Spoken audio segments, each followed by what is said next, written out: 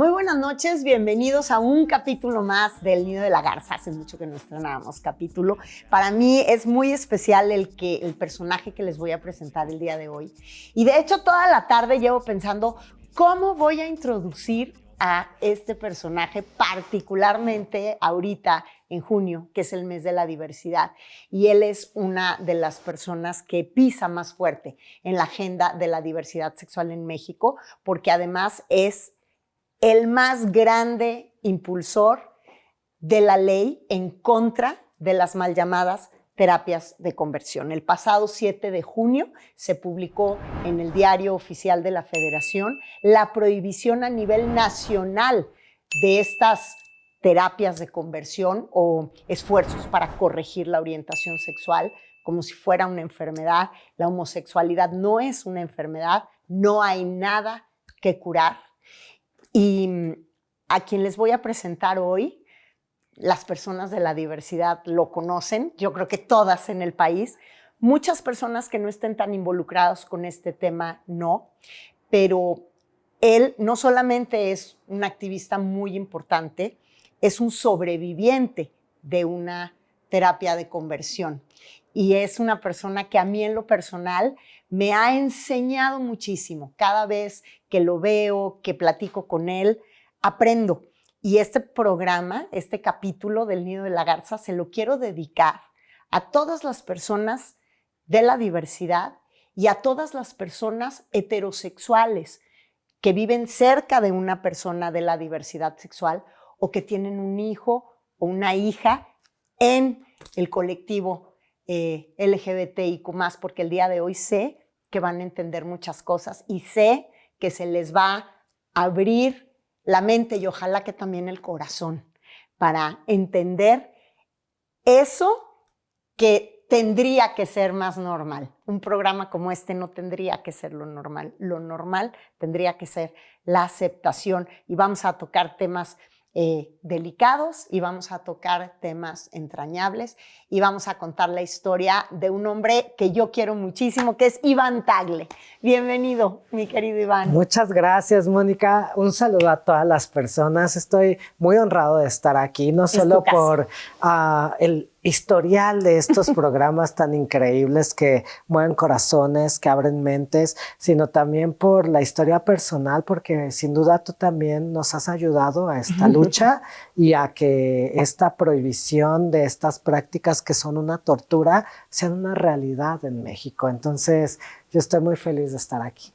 Cuando tú y yo nos conocimos, cuando tú me invitaste a comer con todos los chavitos, porque eran puros chavitos, que integraban el colectivo de YAG México, que hoy está convertido en una de las más influyentes organizaciones en favor de los derechos de la diversidad. Yo no sabía que existía en México esto conocido como las terapias de conversión. Ustedes me lo contaron en esa mesa de ese restaurante en Coyoacán. Paola Santillán contó su historia, que luego yo publiqué para el diario La Razón, y poco a poco me fui conociendo las diferentes historias de cada uno de ustedes. Pero tú como director general o presidente de YAG México, pues eres el primer sobreviviente de ese grupo. Claro. Cuéntame qué es una terapia de conversión. Bueno, pues una de estas prácticas mal llamadas terapias de conversión son tratos crueles, inhumanos y degradantes que a través de prácticas como la privación ilegal de la libertad, los golpes, los insultos, los electroshocks, la medicalización forzada de los cuerpos como las castraciones químicas, ¿no? Las violaciones correctivas, que eso ha sido uno de los temas que más nos han acarcomido el alma, porque hay una violencia importante de decir, claro, eres una mujer lesbiana porque no has probado un hombre y entonces consensúan el abuso sexual. Y todas estas prácticas tienen como común denominador dos cosas o tres cosas importantes. La primera es el castigo. Te tenemos que castigar, tiene que existir la violencia para reprimir la sexualidad de las personas. La segunda es porque hay una mentalidad de una falsa creencia de que las personas que somos LGBT, simplemente por el hecho de ser, simplemente por el hecho de amar, somos unas enfermas que pueden ser curadas, ¿no? Entonces, el pensar que esto es una patología es una segunda característica. Y el tercero, muy importante también, un componente religioso, ¿no? Que patologiza y criminaliza cualquier fin de la sexualidad que no tenga como propósito la procreación. Es decir, la sexualidad en el mundo, en México, solo sirve para procrear hijos. Tú como mujer no puedes vivir tu sexualidad libremente, tú como hombre no puedes vivir tu sexualidad libremente si no tienes como fin la procreación. Entonces, si no procreas, está mal. O sea, ¿cómo podemos tener esto? Tenemos que corregir, tenemos que cambiar y entonces someten a las personas de la diversidad sexual a estas prácticas con el fin de despersonalizar al individuo, porque esa es el único resultado que tienes con este tipo de prácticas que hay que decirlo, de acuerdo a Naciones Unidas, estas prácticas son equiparables a la tortura, ¿no? ¿Cómo llegaste tú a una de estas terapias de conversión? ¿Cuál es tu historia? Bueno, pues mi historia comienza, por supuesto, desde el cuestionarme a mí desde muy chiquito quién era, ¿no? En términos de, yo ya sabía que me gustaban a mí los hombres. Veía desde kinder a mis compañeros, y había algo, ¿no? Que me hacía sentir nervios, que me emocionaba, que me hacía perder como la concentración y entonces solo miraba el lunar de esa persona que resultaba ser un hombre, ¿no? Pero a la par llegaba a mi casa y entonces veía la televisión y lo que veía era que las personas que les gustaban los hombres estaban mal. La gente se burlaba, ¿no? Existían muchos prejuicios, estigmas que como hasta el día de hoy. Como hasta el día de hoy, pero fue la educación que me dieron respecto a quién era yo. Eres malo, ¿no? Vas a deshonrar a tu padre y a tu madre, porque además yo vengo de una familia súper religiosa, ¿no? Y entonces... ¿De aquí siempre, de la Ciudad de México? Sí, de la Ciudad de México, y siempre existió este componente religioso de nunca puedes deshonrar a tus padres y a tu madre, ¿no? Uno de los mandamientos. Siempre estuve en estas escuelas religiosas, donde también en estas escuelas hablaban sobre la homosexualidad como algo pervertido, algo perverso, y pues de repente me doy cuenta que yo soy esa persona de la que están hablando, ¿no? Soy esa persona que de repente ven, no sé, estamos en la reunión familiar y hay un programa de televisión donde se burlan de alguien amanerado, de alguien que le gusta a una persona de su mismo sexo. Y entonces yo de niño, te estoy hablando de 5 o 6 años, volteo a ver a toda mi familia riéndose de eso, diciendo qué vergüenza sería tener un hijo así, no, qué asco. O sea, toda la información que yo de niño recibía sobre quién era yo era, estás mal. Y entonces yo estaba muy nervioso porque decía, yo no quiero ser así. O sea, ¿quién en su sano juicio quiere y decide una vida donde te van a discriminar? Donde probablemente tu familia te va a correr de casa, donde vas a perder un trabajo, donde si agarras la mano de la persona que más amas, quien te hace sentir tanto, tu vida corre riesgo, ¿no? ¿Quién en su sano juicio escoge una vida así? Y entonces yo decía, Dios mío, yo no quiero ser así, ¿no? Yo rezaba mucho y le decía a Dios, Dios mío, quítame esto. Yo no quiero ser así, yo quiero ser una persona normal, entre comillas, ¿no? Tuve novias, tuve relaciones sexuales con mujeres incluso, ¿no? Desde muy joven, buscando no ser una persona gay porque sabía que dentro de la educación que tenía, ser una persona gay era malo. Pero sobre todo, de joven, ahora que estamos hablando, recuerdo que una de las percepciones o ideas que tenía es, claro, si soy una persona homosexual, me voy a ir al infierno. Si me suicido, me voy a ir al purgatorio. ¿Qué es mejor? ¿Suicidarme o vivir como una persona de la diversidad o una persona gay, ¿no? Ese era mi pensamiento a los 8 o 9 años, ¿no? Entonces, Por supuesto, yo mismo me reprimía en mi sexualidad, ¿no? Tratando de ajustarme a unas normas, a las expectativas sociales que mis papás, mi familia, la sociedad habían impuesto. Yo quería la bonita casa con un cuadro donde estuviera yo, mi esposa, mis hijos y mi perrito, Sí, lo ¿no? que te habían dicho que era lo que tenía que ser solamente. Por supuesto. Y entonces, la sexualidad es como un río. Si tú a ese río le pones una presa, por más grande que sea esa presa, ese río va a encontrar su cauce. Y el problema de esa presa es que cuando el río se desborda, el cauce llega con una fuerza impresionante. O sea, reprimir la sexualidad para nada es bueno en las personas. Y de repente, en el despertar de mi sexualidad, cuando tenía como 14, 15 años, llega el internet revolucionario para nosotras, ¿no? Y comienzo entonces a ver que había Latin chat de personas homosexuales y yo veía pornografía incluso en la computadora. Yo estaba muy joven, no sabía cómo borrar el historial del internet de la computadora y pues por supuesto que mis papás se metían a ver qué ven nuestros hijos en el historial, ¿no? Yo veía pornografía gay, ¿no? Y entonces existía siempre un castigo. Es importante decirte, Moni, que mis papás ahora son los activistas más pro LGBT, ¿no? De la vida, ¿no?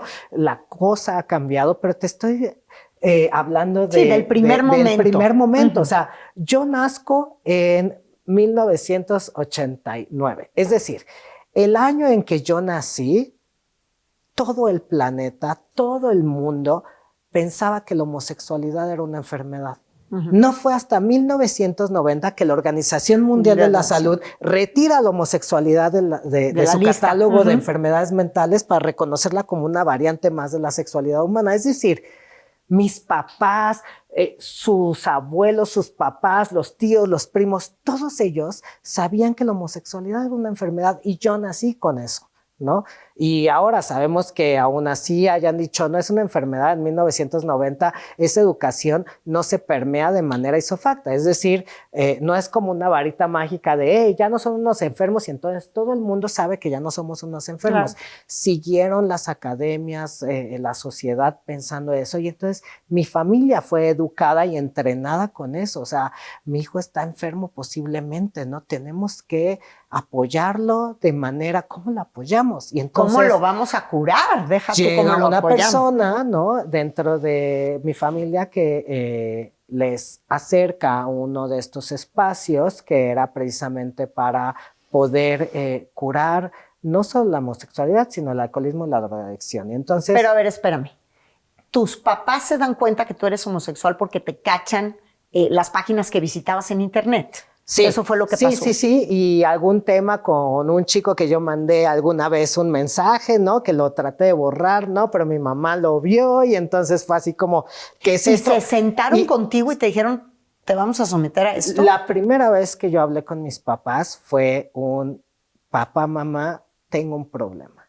Yo mismo, fíjate, ahora que lo veo en retrospectiva, no tenía las palabras asertivas para decirles nombrar nada, o sea, solo la poca información pobre, patologizante, llena de estigmas, y entonces yo creía que tenía un problema. Entonces yo llego con mi mamá llorando para empezar, ¿no?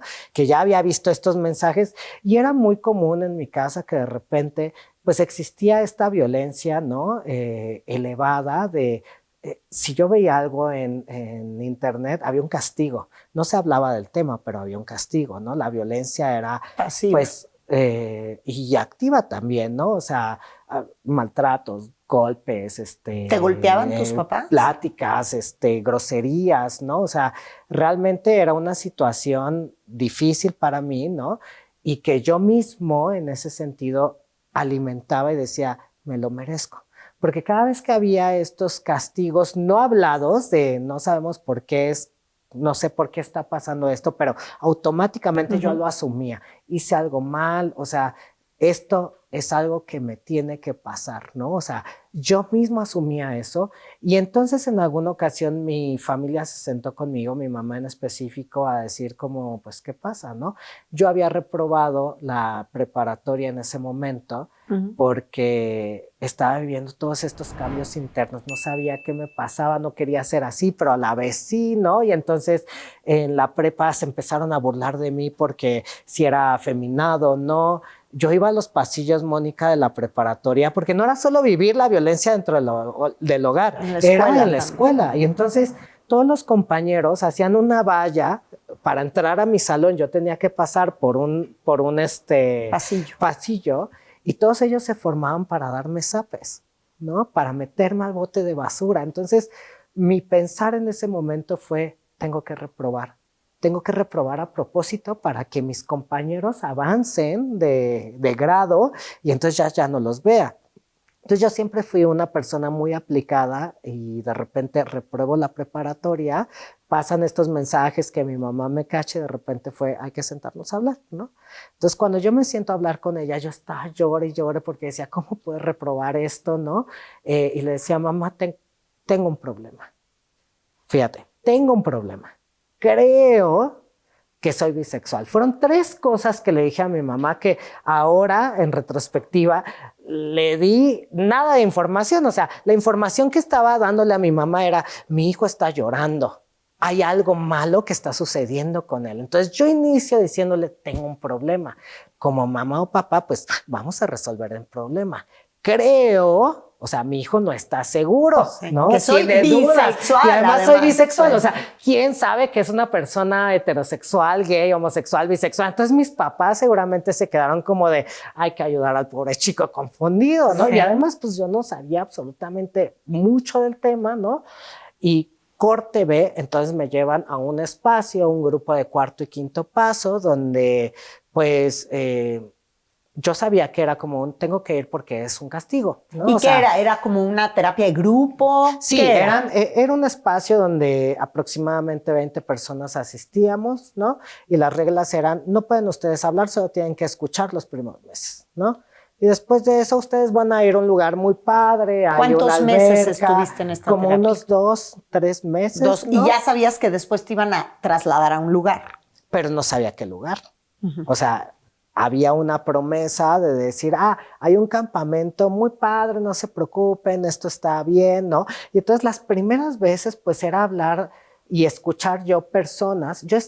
Te estoy hablando de que yo tenía 15 años en ese momento, ¿no? Y entonces yo escuchaba a las personas hablar de muchos temas que yo no comprendía. Yo a esa edad no fumaba, no tomaba, jamás había probado nada, ¿no? O sea, era una persona súper sana en ese sentido. Ni siquiera había tenido relaciones sexuales ni con hombres ni con mujeres en ese momento, ¿no? Entonces, pues yo decía, ok, vamos a estar acá, pues mis papás me están trayendo, pues, ¿cuál es el problema, no? Hasta que llega un momento de este momento que le llaman la experiencia, ¿no? Importante que en esos momentos de estas pláticas donde no te dejan hablar, ¿no? Te dicen, lo que suceda acá no puedes comunicarlo. O sea, te hacen jurar que todo lo que va a estar uno viviendo dentro de estos espacios no puede salir nunca allá. El anonimato, ¿no? Y tú dices, bueno, ok, voy con eso. Pero de repente llega este momento en el que nos llevan nuestras familias, ¿no? Muchos jóvenes, también muchas personas con diversas características, sobre todo de abuso de sustancias. Y yo decía, ¿por qué estoy aquí? ¿No? O sea, pues yo nunca he probado nada. Alcohol, o sea, ese no era tu problema. No. O sea, y entonces empezaba a escuchar a personas con las que me identifiqué porque eran personas que decían, yo me curé de homosexualidad, ¿no? O sea, yo era así y entonces me llevó la homosexualidad al alcoholismo, a la drogadicción y una vez que terminé con esta homosexualidad y todo se me heterosexual, fui feliz, ¿no? Y entonces yo me quedé como de, es posible ser distinto, es posible que mis papás no se avergüencen de mí, es posible que pueda tener esa vida que quiero, ¿no? Y entonces fue como me quedo, vamos a ver, ¿no? Por supuesto que no era una decisión que yo tomara, tenía 15 años, no era como si me quería ir o no, o sea, tenía que estar ahí. Y recuerdo este día donde nos llevaron para llevarnos a esta experiencia. Mis papás me dejan, todos se van y entonces todo cambia. Y la violencia empieza a incrementar y empiezan a haber insultos, gritos. Y yo recuerdo que fue un choque emocional, porque es como si de repente estamos hablando tú y yo así, y corte, ve, hijos de su puta madre, y era como de, ¿qué está pasando? ¿No? O sea, yo no comprendía qué estaba pasando y nos suben un camión, que además el camión estaba todo tapado en sus ventanas. Tú no podías ver a dónde ibas, ¿no? Entonces, eso es un secuestro. Nos suben, ¿no? Y todavía recuerdo, o sea, afortunadamente he llevado mucho trabajo, ¿no? De terapia sobre estas cosas, porque yo decía, ¿por qué carajos no me fui? ¿Qué hice que no tuve la valentía de decir, no quiero estar acá, ¿no? Y me acuerdo incluso de las películas de la Segunda Guerra Mundial que siempre criticaba así a las personas que habían sido subidas a los vagones y decía, ¿por qué no se resistieron? ¿Por qué no hicieron todas ellas un meeting en contra de todos, ¿no? Y se liberaron. Es que tú jamás piensas que vas a estar en peligro, o sea, crees que es un performance, que algo va a pasar, entonces confías porque no crees que esté sucediendo. Entonces, cuando yo recuerdo y te hablo de todo esto, yo siento que estoy como si Iván se hubiera salido de su cuerpo y me puedo ver, ¿no? En tercera persona y todos tenían mucho miedo. Nadie hablaba, ¿no? Y la violencia era muy, muy grande en términos de groserías, ¿no? De que golpeaban fierros, de que golpeaban las puertas. Yo tenía 15 años, Mónica. O sea, ¿quién en los 15 años se ha sometido a este tipo de prácticas? O sea, para mí era extraordinario. Y entonces pasan horas sin saber a dónde íbamos. Ahora comprendo que una de las formas de tortura justamente es privar de los sentidos a las personas. Privar la cuestión sensorial ayuda a que la psique sea como plastilina.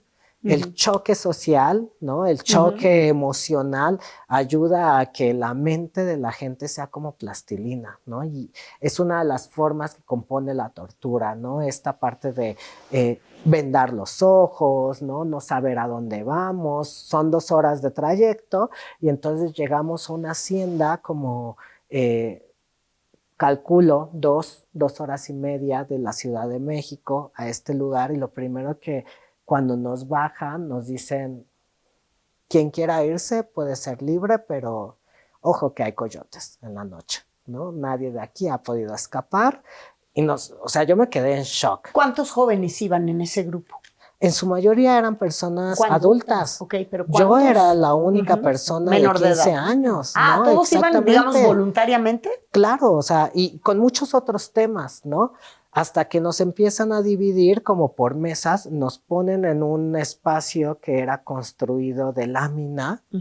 Era una hacienda como de El Santo en estas películas antiguas contra las momias de Guanajuato, o sea, en ruinas, y que ponían en medio estas como casas acartonadas, y ahí éramos 70 personas puestas, ¿no? Donde nos meten y básicamente nos privaron de la libertad durante días, ¿no? Sin poder comer, sin poder dormir. Ese era el tratamiento. ¿Y qué hacían? ¿Los hacían rezar? ¿Les daban terapias de grupo? ¿Qué pasaba?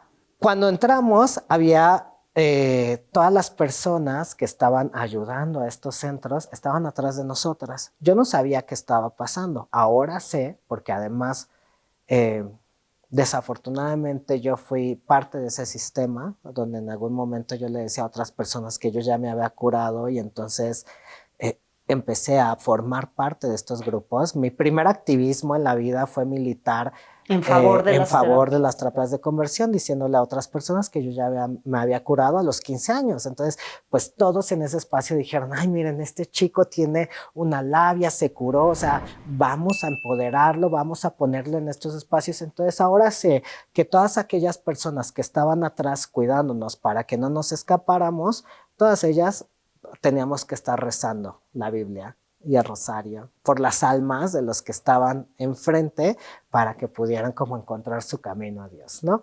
Entonces, básicamente lo que pasaba en estos días es que escuchábamos testimonios de vida de personas de distintas cosas, ¿no? Unas de ellas, justo, personas que decían que la homosexualidad era como el alcoholismo y la drogadicción y que para poder curarnos de eso teníamos que justo pues tener ciertos pasos, ciertas acciones como tener un padrino, le llamaban en ese momento, porque además estaba muy apegado este grupo a los principios de AA, que ojo, o sea, creo que los grupos de AA sí, ayudan mucho, claro, funcionan, por supuesto, eso no está en pero duda, no es lo mismo, una cosa es una adicción. El alcoholismo y la drogadicción son una cosa y ser una persona LGBT es otra cosa completamente distinta, ¿no? Sí. Entonces, yo no lo comprendía en ese momento, pero manejábamos estos mismos pasos, ¿no? Y yo no sabía que era no dormir durante 3 días.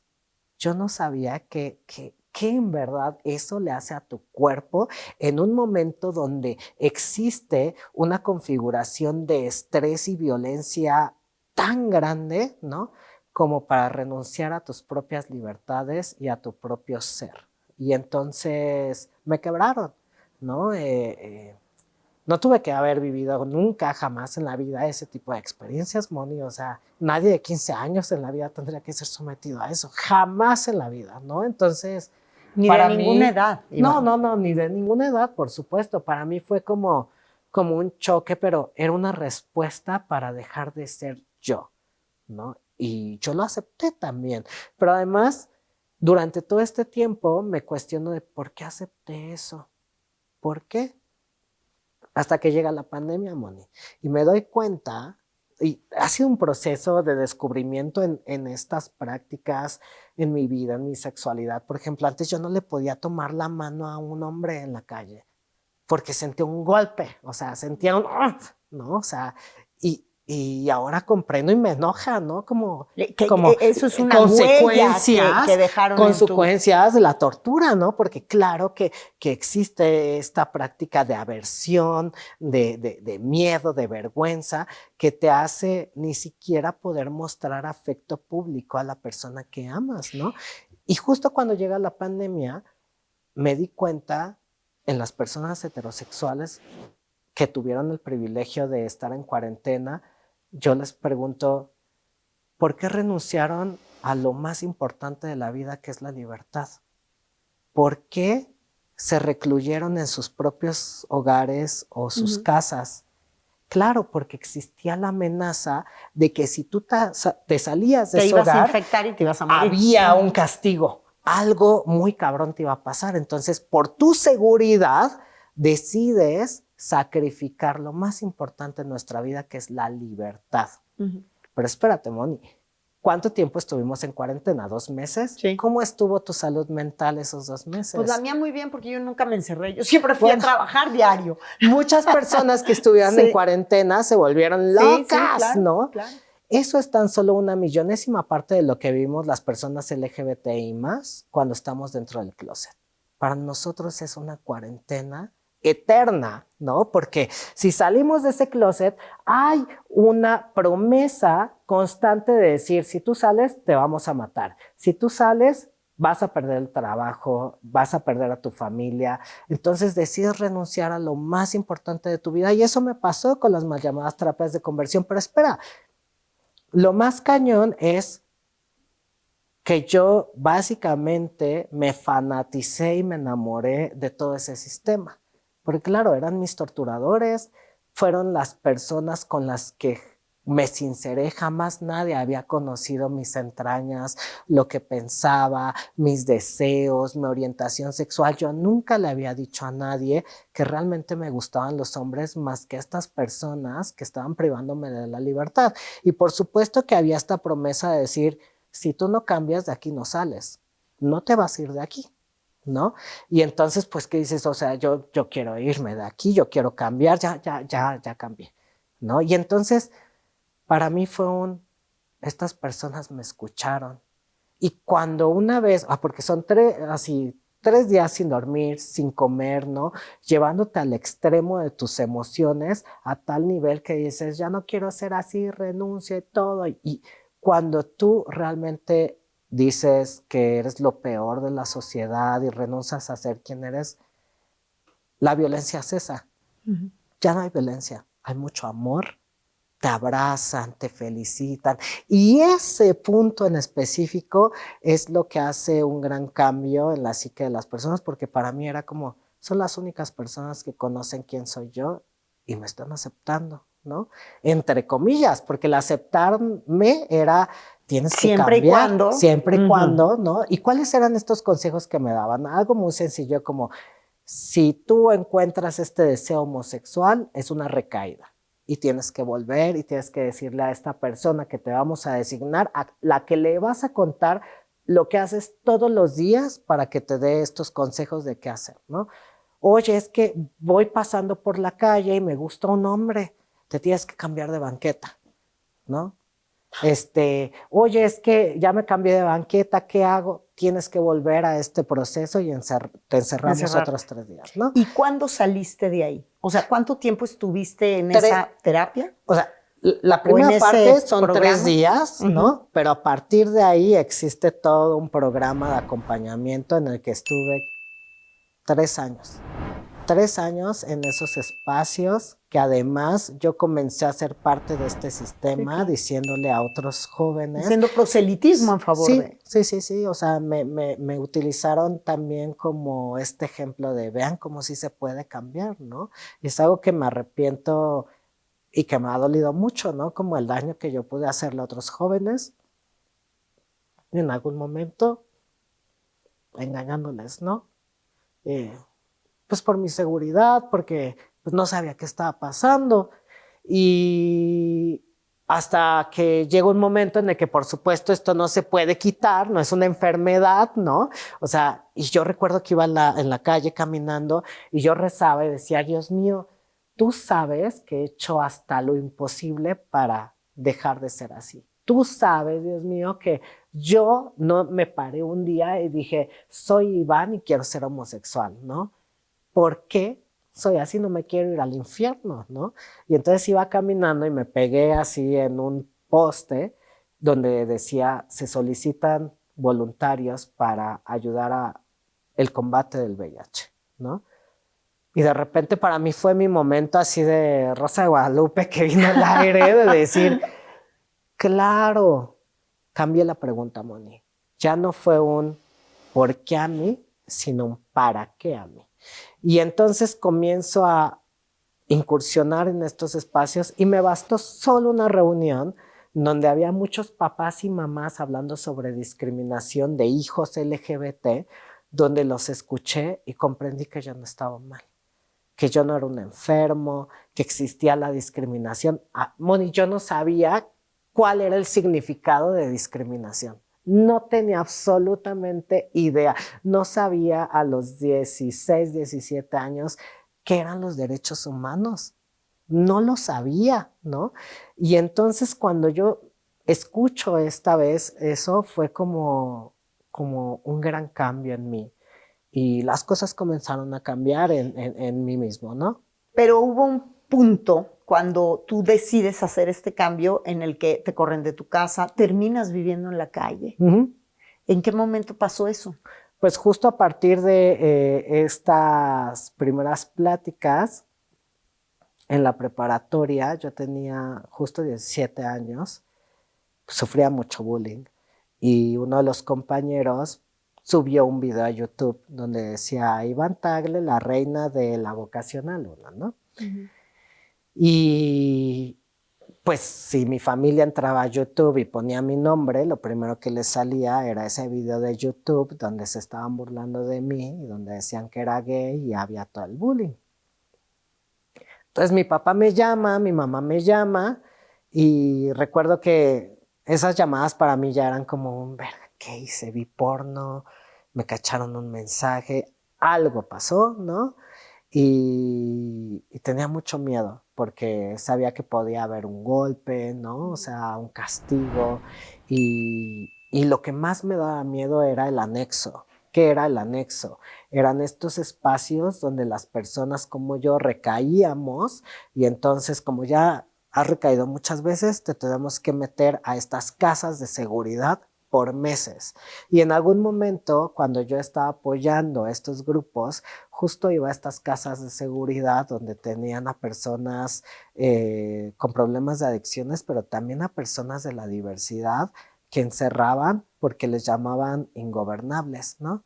Claro, eres una persona trans y no quieres cambiar, te vamos a encerrar acá. Y en esos espacios específicamente la violencia Era muy era grande. terrible, terrible, ¿no? O sea, golpes, tortura, violaciones correctivas, y para mí era como, no quiero terminar en ese espacio. Entonces, cuando voy a hablar con mis papás y mi mamá y me empiezan a enseñar el video, dije, ¡en la madre! Ahora que te lo cuento, no sé cómo me salieron las agallas a los 17 años para enfrentarme con mis papás a decirles, así soy, he querido cambiar, no he podido, por supuesto, yo en llanto, ¿no, Moni? O sea, porque yo sabía que mi vida estaba en juego en ese momento, mi vida estaba en juego en ese momento. Y recuerdo que sacó la ley federal para prevenir la discriminación con mi papá, decirle, esto es discriminación, y mi papá decía, no puede ser esto, el otro. Yo estaba tan temeroso que recuerdo que entro a mi cuarto, me encierro, ¿no? Mis papás así haciendo un caos. Le hablo a una amiga de, güey, ya se enteraron, necesito irme de acá porque algo malo va a pasar. Y recuerdo que solo agarré un violín que mi mamá me había dado a los 12 años, ¿no? Sé tocar un poco el violín y un par de papeles y alguna ropa que empecé a aventar por la ventana, y mi amiga de la primaria, ¿no? En ese momento estaba recibiendo cierta ropa y cuando abro la puerta, volteé con mi papá y le dije como, pues si me vas a pegar me vas a tener que matar, ¿no? Porque yo no voy a cambiar y va a ser como, pues lo último que vas a poder hacer, ¿no? Y entonces, no sé cómo se lo dije, que mis papás se quedaron como en shock y yo abrí la puerta y salí a la calle, ¿no? O sea, renuncié a todo el privilegio, a toda una familia, pues para sobrevivir, ¿no? Y enfrentarme entonces a la calle fue como muy difícil porque además había empezado a estudiar apenas la universidad. Yo entré a estudiar la carrera de Ingeniería Química Petrolera en el Instituto Politécnico Nacional, ¿no?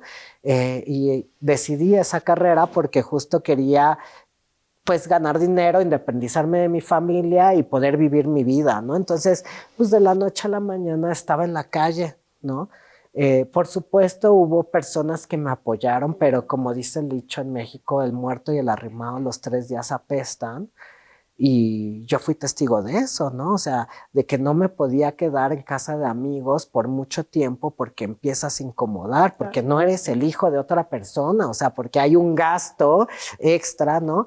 Y entonces también el temor de decir, es que estas personas de estos centros donde privan de la libertad a otros jóvenes solo necesitan la firma de los papás para secuestrarte, llegar a donde sea, te agarran, te suben a una camioneta y te privan de la libertad, ¿no? Y entonces era como, pues el parque creo que va a ser mejor opción, la calle, entonces comienzo a vivir movilidad forzada. Y pues el orgullo, la pena y todo, ¿no? Empiezo a ir a la universidad. Afortunadamente, estos como becas que estaban dando en la Ciudad de México me ayudaron mucho a poder sobrevivir un tiempo. Obviamente no me puedo concentrar en la universidad, empiezo a bajar mi promedio y pierdo la beca y pues el hambre es cañón, Moni. Entonces, pues comienzo a tocar el violín en la calle, con mucha vergüenza, porque era cómo voy a tocar, o sea, cómo me va a ver la gente de mi escuela, de la universidad, tocando el violín, pidiendo dinero en la calle para poder sobrevivir, ¿no? Y entonces justo comienzo a hacer eso. La verdad es que me iba muy bien, no me quejo, sí, me iba muy bien, me iba muy bien, me iba muy bien. Las y los mexicanos somos unas personas que damos mucho, ¿no? Y creo que la gente que me veía en la calle apostaba para que dijeran, no, este niño necesita mejores clases de violín, hay que darle dinero porque toca de la vez, ¿no? Entonces, recuerdo un momento que cambió en mi vida, Moni, que fue cuando realmente supe que era la discriminación, porque yo para llegar a mi universidad a poder estudiar, tenía que hacerme 3 horas antes, tocar el violín en el metro, ¿no? Quitarme la pena, dar una sonrisa, enfrentarme con toda la mafia del metro, que es terrible, eso es como para un temazo, ¿no? No puedes tocar música en el metro, te ponen ellos tu propia mochila y te dicen qué vender, ¿sabes? O sea, sí, hay una mafia muy cabrona, no puedes tú ir a tocar tu instrumento, entonces enfrentarte con eso. Y entonces salgo del metro y uno de los chicos de la universidad heterosexual me ve, ya sabía que tocaba yo el violín ahí, y me dice, te invito a mi departamento, yo voy con mucho gusto, y me doy cuenta que su departamento estaba a 5 minutos de la universidad. Entonces cuando entro, Moni, era un departamento hermoso, así. Sus papás lo apoyaban, ¿no? Entonces yo comienzo a llorar mucho, mucho, mucho porque me di cuenta de eso, de el apoyo de la familia, que él se tenía que hacer 5 minutos para llegar a clase y yo me tenía que hacer 3 horas para poder llegar al mismo lugar, a concentrarnos en el mismo examen. Y ahí es donde me di cuenta que la discriminación genera grandes brechas de desigualdad, ¿no? Que por el hecho de ser, que por el hecho de amar, pues básicamente me tendría que esforzar 20 veces más que cualquier otra persona, ¿no? Y justo un poco antes de esa experiencia, en el metro, empecé a conocer a otros jóvenes que como yo habíamos huido de casa, que encontramos el refugio de nuestro hogar en las calles. Encontramos el refugio de nuestro hogar en las calles, porque pensamos que las calles eran más seguros que nuestra propia casa, ¿no? Y entonces eran jóvenes de muchas edades, de distintos estratos sociales, ¿no? Y lo que me impresionó es que además ahí me di cuenta que también dentro de la precariedad, ¿no? Existen las divisiones, ¿no? Estaban jóvenes que no sabían tocar un violín, que no sabían un oficio, que siempre fueron muy consentidos y que tenían que pagar una universidad como el Ibero, como el ITAM, y en la calle, ¿cómo haces para pagar esas colegiaturas? Y entonces ellas y ellos tenían que dedicarse al trabajo sexual.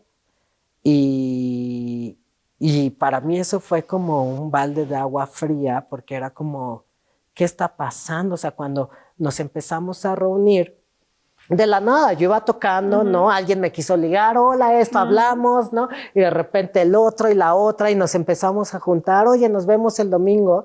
Y entonces todos y todos nosotros decidimos reunirnos los domingos de cada 15 días en el Parque España, ¿no? Con una sola consigna que era, ¿de qué manera te ayudo?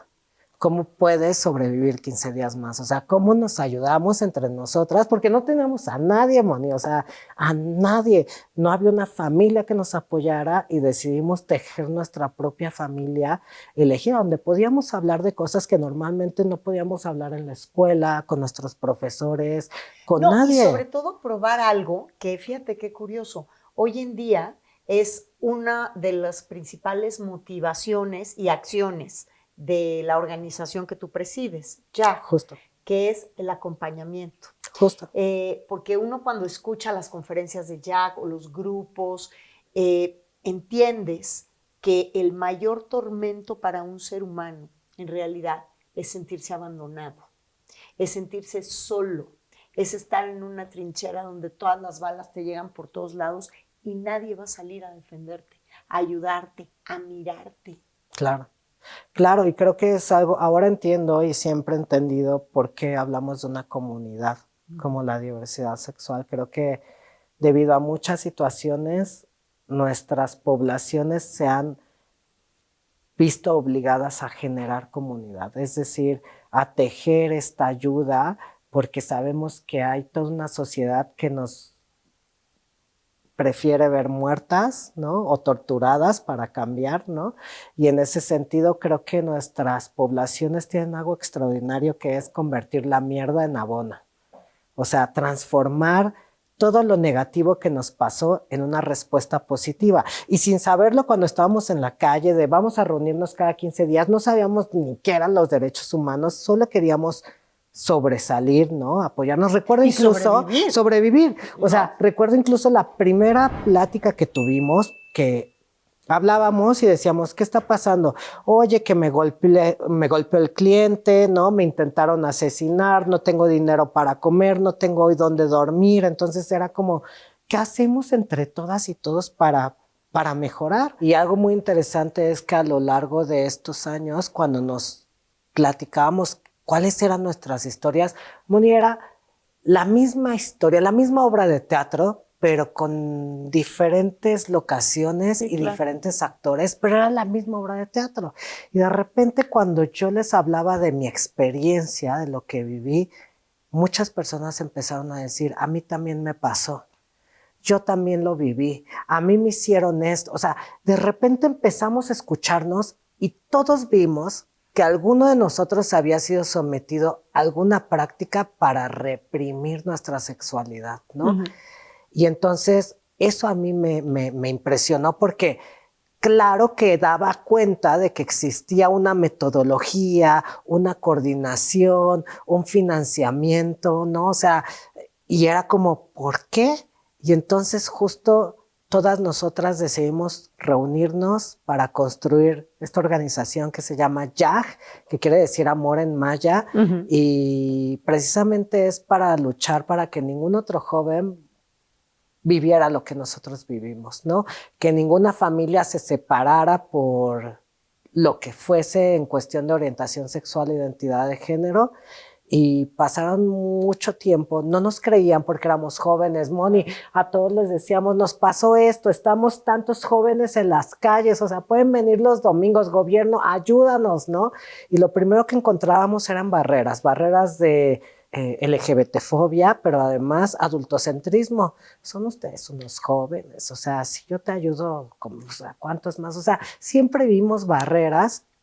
Hasta que un día conocimos a una periodista fabulosa que nos escuchó y que escuchó nuestras historias y que las plasmó a través de una pluma extraordinaria, y fuiste tú, esa voz que nos abrió, fuiste una llave importante en esta lucha donde la gente volteó a decirnos, te creo, porque alguien más justo lo estaba diciendo, ¿no? O sea, fuiste en estas notas periodísticas, pues una gran pedagogía para nuestro país, porque justo demostraste que no se necesita hacer la causa para defenderla, ¿no? Y cuando tú escuchas nuestras voces de muchos jóvenes que decíamos, esto tiene que cambiar, esto nos pasó, ¿no? ¿Qué hacemos? Pues era 2017, un año en el que la extrema derecha, a través del Frente Nacional por la Familia en Baja California Sur, hace una rueda de prensa que dice, nos equivocamos con las personas LGBT, porque ojo, meses antes habían salido por todo el país a manifestarse en contra de nuestros derechos, entonces salen a decir, nos equivocamos, no es en contra de ellos, es para ayudarles. Y les presentamos a Everardo Martínez, que es un psicólogo que les va a ayudar. Y él sale diciendo, la homosexualidad es una enfermedad, yo puedo ayudarles y no solo curar la homosexualidad, sino desarrollarla en 4 meses. O sea, los mexicanos somos tenaces. Nadie en el mundo había siquiera puesto un límite de tiempo para esto, ¿no? Y entonces, en ese momento comenzamos a ver un aumento de las de las personas que fueron víctimas y sometidas a estas prácticas, ¿no? Pero además, bueno, no nada más, yo creo que también se unieron otros periodistas muy importantes. Ahí está Genaro Lozano, fundamental en la lucha en contra de las terapias de conversión, entre otros activistas. Y no solo eso, el Congreso los escuchó. Así es, justo en 2018 pudimos colocar una iniciativa de ley en una estrategia que nunca había pasado en la historia de nuestros derechos, inédita. Es decir, en 2018 pusimos esta iniciativa de ley para prohibir las mal llamadas terapias de conversión, tanto a nivel federal como a nivel local, de tal forma que dividiéramos a los conservadores, ¿no? A nivel federal, gracias al trabajo extraordinario de Genaro Lozano en articular una respuesta con 3 senadoras de distintos partidos, ¿no? Citlali Hernández, la actual secretaria de Morena, Patricia Mercado, quien fue anteriormente candidata a la presidencia de la República, una gran mujer feminista, ¿no? Alejandra Lagunes, del Partido Verde, que también es una extraordinaria legisladora, que por supuesto es parte de la mesa directiva del Senado. Tuvimos la fortuna de contar con mujeres extraordinarias que decidieron dejar a un lado los intereses y problemas político-partidistas para poner al centro de la discusión los derechos humanos, la garantía de los derechos humanos. Y en Ciudad de México, con el diputado Temístocles Villanueva, que era uno de los primeros diputados abiertamente gay, además viviendo con VIH, que agarra esta iniciativa. Y entonces, para nosotros eso cambió las cosas.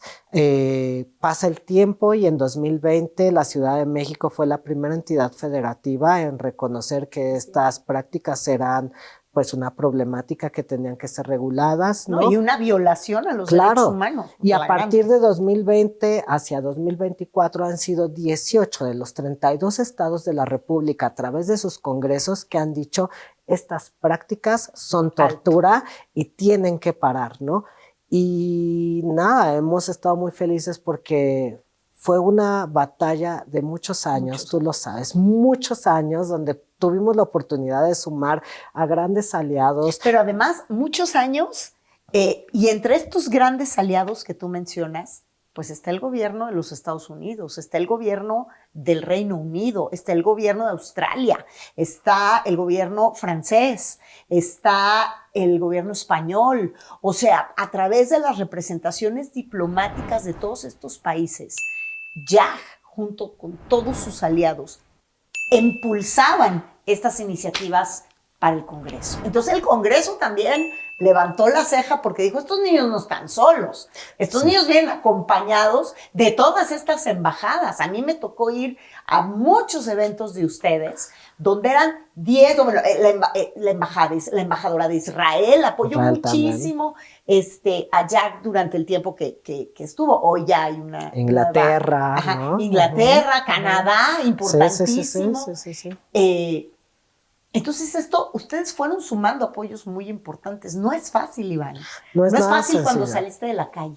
No es nada sencillo, pero sí creo que tenemos la fortuna de que nos hemos logrado juntar con las mejores voluntades. O sea, yo estoy seguro que hay un momento en la vida que no es casualidad, creo que sí son resultados, pero si hubiera tenido un mal consejo, una persona negativa, mi vida sería otra, ¿sabes? Pero afortunadamente tuvimos esta gran fortuna de encontrarnos con personas increíbles y que creo que es resultado de nuestra personalidad. Me parece que el hecho de vivir en situación de calle o movilidad forzada para mí, en lo personal, fue una bofetada de humildad y de realidad, de sencillez, de comprender las otredades, ¿no? Donde no solo era mi casa, donde tenía a mis papás, con además todas las personas que nos ayudaban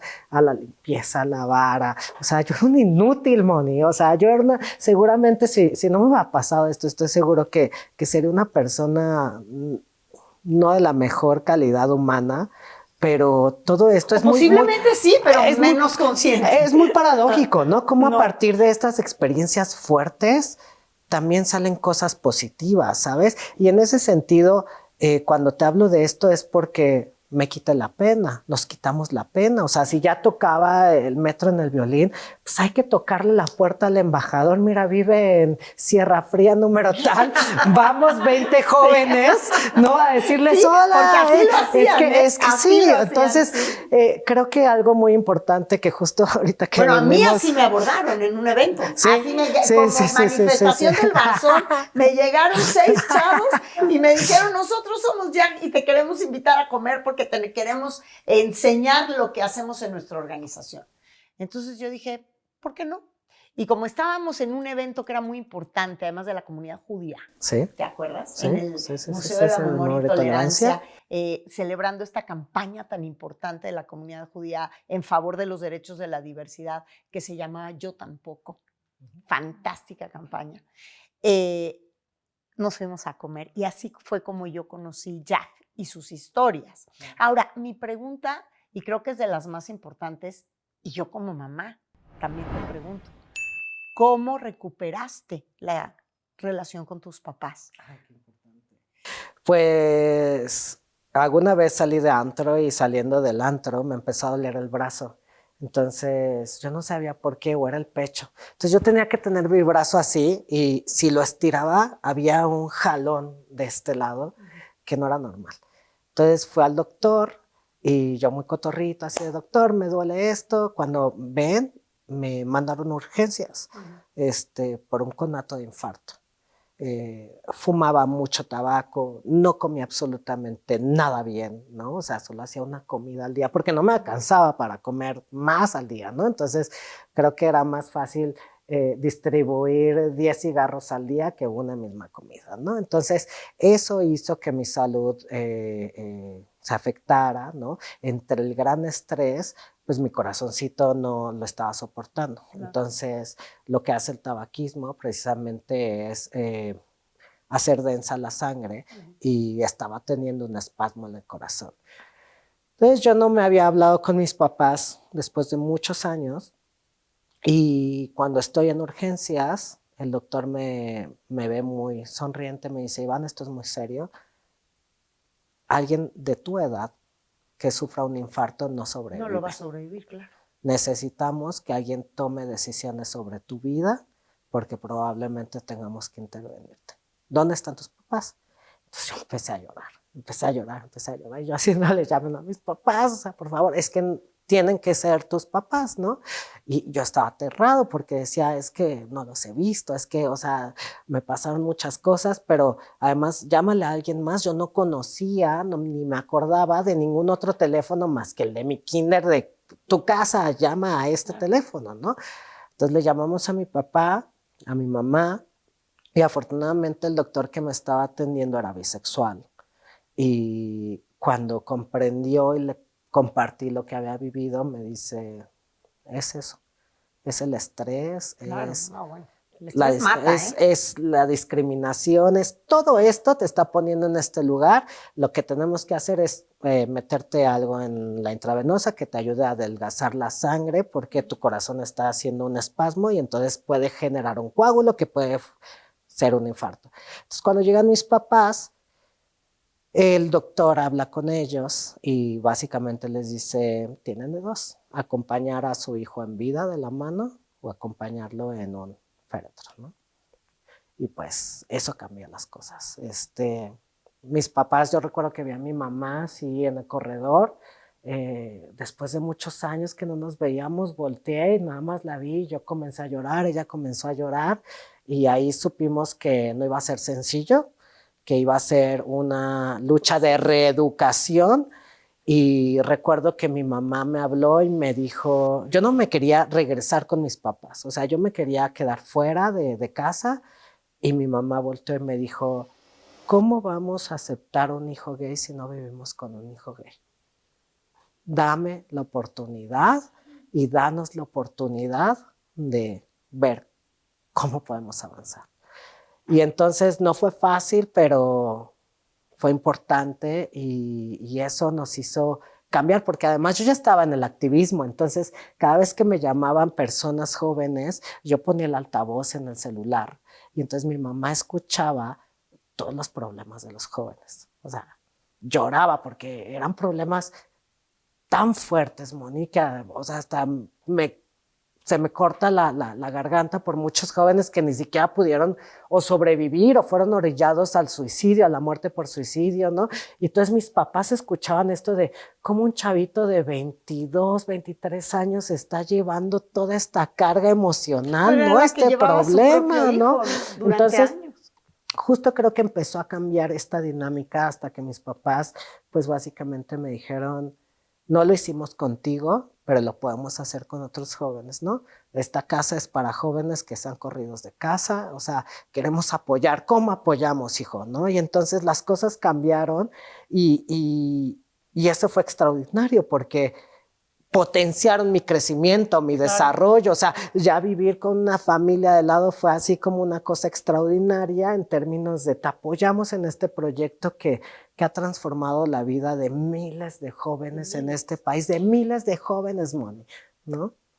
Esta es una pregunta dura, pero tengo que hacerla, porque además te tengo que confesar que a mí es algo que de ti siempre me preocupa mucho. Y Soy soltero. Soy soltero, por cierto. No, es tu seguridad. Los grupos que apoyan, que financian estas terapias de conversión, muchos incluso dentro de la política mexicana, tú lo sabes muy bien, son grupos muy poderosos y también hay grandes mafias. Y también sabes que México es el país, uno de los países más letales para la comunidad de la diversidad. Yo me imaginaría que tendrías que estar por lo menos atenido al mecanismo de protección a activistas. No sé si estás en él y si alguna vez has temido por tu vida. Sí, no estoy en ese mecanismo porque desconfío del mecanismo. Me parece que el mecanismo tiene grandes áreas de oportunidad y que desafortunadamente muchos de los periodistas y activistas en México, pues este mecanismo pues obviamente evidencia todavía la mejora del mismo, ¿no? En ese sentido, he tenido que, por supuesto, ajustar ciertas medidas de mi vida porque es muy real, o sea, empezamos a recibir cartas, redes sociales, pues, ni se diga, o sea, al día recibimos cientos y cientos de comentarios negativos de los vamos a matar, preferimos verlos muertos, que lo terrible es que normalizas eso hasta que llega un dispositivo que le explota a la senadora Citlali en el Senado a partir de la ley, que para nosotros eso fue como un tema, ¿no? Porque justo había pasado la iniciativa de ley, la habían presentado, había muchos temas polémicos y llega este artefacto, ¿no? Donde, pues, en ese momento a nosotros también nos estaban amenazando bastante y dijimos, ¿qué está pasando, no? Actualmente mi casa, pues, literal está con cámara, sistema de seguridad, ¿no? Porque claro que es una realidad latente y que lo hemos visto, por ejemplo, el caso del magistrado Osiel Baena, ¿no? Y que nos da terror además que, por ejemplo, los sistemas de justicia, las fiscalías, la respuesta que tuvo lamentable del asesinato del magistrado Osiel, que nos deja vulnerables, ¿no? A las personas que defendemos estos derechos. Da miedo, pero me parece que lo que buscan estos segmentos de grupos de extrema derecha es precisamente que el miedo te paralice, ¿no? Y, Moni, te puedo decir que 15 años de mi vida tuve mucho miedo y no hay ninguna razón en este planeta que me obligue a entrar de nuevo a ese closet del que salí. O sea, no hay poder en este planeta que me vuelva a meter a ese closet, ¿no? Y ese miedo más bien es transformarlo en acción. O sea, tengo miedo, pero no me puedo paralizar. ¿Qué medidas, qué acciones, qué puedo hacer, ¿no? Conectarme con gobiernos internacionales, por ejemplo, ¿no? Nos asesinaron a un compañero de la organización, Jonathan Santos, en la pandemia en el estado de Jalisco, ¿no? Y estábamos aterrados porque era enfrentarse nuevamente a una fiscalía que tenía ya denuncias por parte de la Comisión de Derechos Humanos sobre desaparición de jóvenes estudiantes, ¿no? Y entonces a ellos son a los que les vamos a exigir justicia. ¿Qué hacemos? ¿Me pueden desaparecer en este momento o no? Pero tal vez si va el embajador de Canadá, tal vez si viene ABC, este medio de comunicación, nos podemos blindar, ¿no? Entonces, le llamamos reducir el riesgo, reducir estos conatos de posibles amenazas o violencias, porque van a estar ahí, pueden estar ahí, pero más bien es ¿qué hacemos como comunidad para poder reducir estas experiencias y aminorar ese riesgo? Y me parece que transformar el miedo en acción nuevamente es algo que tenemos que hacer como comunidad para seguir avanzando en el reconocimiento de nuestros derechos. Cuando se dio a conocer en el Congreso, cuando se juntaron todos los activistas, periodistas, legisladores que apoyaron su causa, el día que se dio a conocer que ya sería nacional, que era ley, la prohibición, y te vi con este llanto incontenible y te vi rodeado de otros activistas, Pau, Santillana, que es Ale, que están aquí acompañándote, que también son personas muy importantes en este movimiento. Me imagino que tiene que haber sido un día que va a marcar toda tu vida, hasta el último día, porque conseguiste generar de tu historia una ley a nivel nacional que va a salvar vidas y que le va a cambiar la vida no solamente a muchos jóvenes de la diversidad, también a sus padres, a sus hermanos y a lo mejor al entendimiento de las personas heterosexuales sobre lo que la homosexualidad o la diversidad es. Claro, pues por supuesto que estoy muy feliz, pero estoy más feliz por darme cuenta que esta lucha ha sido una lucha colectiva, Moni. Fíjate que la primera consigna que hizo que nuestra comunidad saliera a las calles a tomarlas, a protestar, y ahorita que estamos en el mes del orgullo, ¿no? So pretexto de la primera marcha era lesbianas y homosexuales, ni enfermas ni criminales. Te estoy hablando de hace casi 50 años, sí, donde personas salieron a decir nos están torturando porque hay personas que piensan que estamos enfermas. Mi historia de vida tan solo es la misma obra de teatro de muchas otras historias y me parece que soy afortunado, sí, en poder tener como tal vez esta capacidad de articulación, pero no podemos dejar a un lado que esto es una lucha histórica. Sí, muchas personas dentro de nuestra propia comunidad que han dado su vida para pavimentar este camino que el día de hoy me hace poder estar contigo en este canal hablando sobre nuestros derechos cuando tú sabes, o sea, hace 40 años. Imposible. Entonces, este avance sin duda es un reconocimiento a ello. Para mí en lo personal, más bien es la felicidad de saber que somos unas chingonas en términos de comunidad, de las personas que están dentro de la organización, son extraordinarias. Son extraordinarias, o sea, se merecen todo, ¿sabes? Y es muy bonito encontrarte a estas personas que desinteresadamente dicen quiero dejar al lado mi vida por una causa en común que es la felicidad y el bienestar de la otra persona. Y eso me llena de felicidad, me llena de esperanza porque ese es un mundo que necesitamos, una sociedad que sepa que el mayor valor está justamente en su diversidad, en claro, si tú estás bien, yo voy a estar bien. Si hay respeto, va a haber diálogo y podemos encontrar entonces algo en común. Me parece que eso es extraordinario y me mueve el corazón porque creo que esa es la apuesta que tenemos que tener como sociedad, como individuos, ¿no?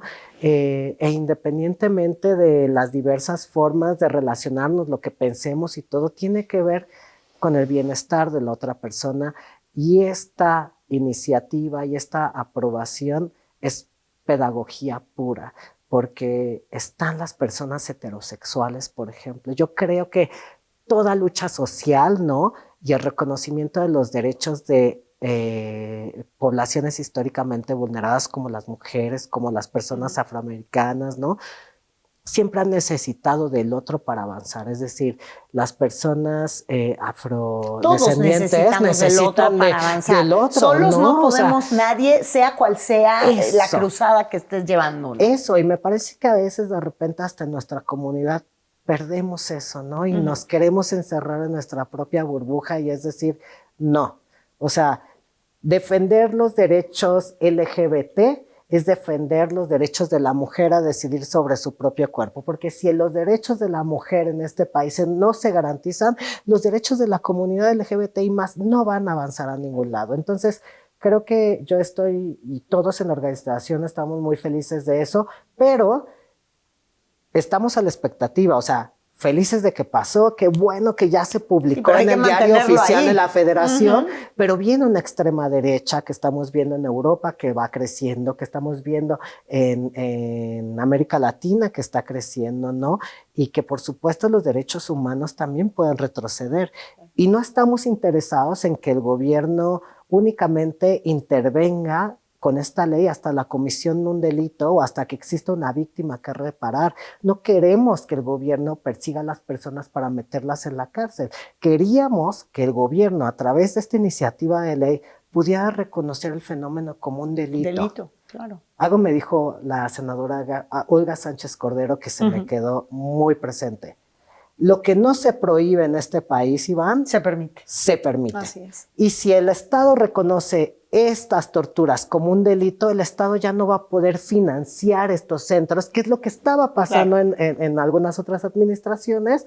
Y entonces, una vez que el gobierno reconoce este fenómeno como un delito, tiene la obligación de prevenir el delito y garantizar la no repetición. Una ley que no tiene una política pública que la acompañe para prevenir es una ley con letra muerta, y ahorita en esta coyuntura de un nuevo gobierno la exigencia es sentémonos porque no queremos cárcel, queremos prevenir y queremos unir a las familias y tu gobierno tienes todas las fichas ahorita en tu poder para demostrar resultados, ¿no? Queremos esos resultados, queremos que esos resultados estén ya, ¿no? Y la exigencia es al gobierno de decir, trabajemos, que existan presupuestos de manera transversal etiquetadas para estas luchas sociales porque no han existido, ¿no? Entonces, es eso.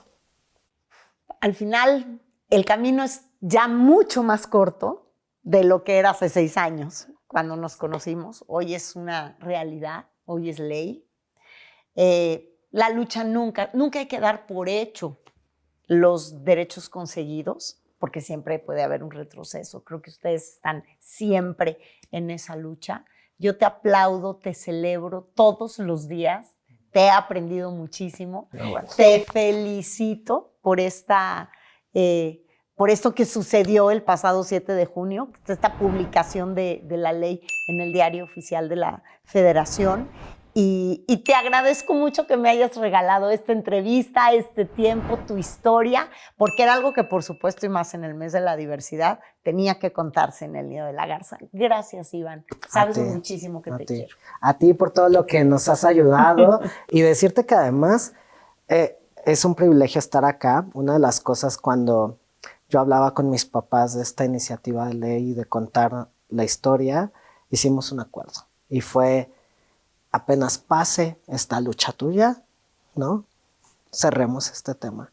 Esta es la última vez que voy a hablar sobre mi tema, ¿no? Y quería que fuera justamente contigo porque para nosotros y como familia, pues es un tema que se cierra, ¿no? Y que tenemos que ver hacia adelante y que además es complejo siempre estarlo conversando, platicando, pero me parece que por todo lo que nos has ayudado y has hecho, vale la pena poder abrir este corazón y esta historia, ¿no?